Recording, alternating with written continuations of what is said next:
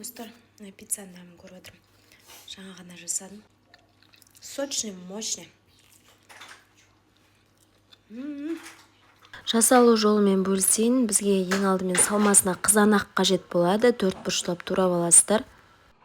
Және де үккіштен өткізілген сыр, яғни ірімшік. Оны да салып аламыз. 4 бұрыштап туралынған колбасаны да саламыз бетіне. Пиццаның қамыры менде бір күн бұрын дайын болды. Менің парақшамды қарап көріп алсаңыздар болады.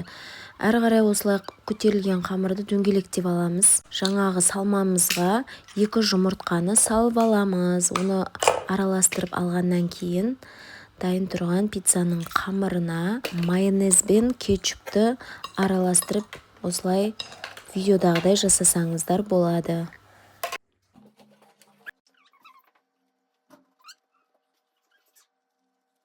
Әрі қарай бізде бетіне салмасын саламыз. Бағана дайын тұрған жасап қойған салмамызды жайып шығатын боламыз.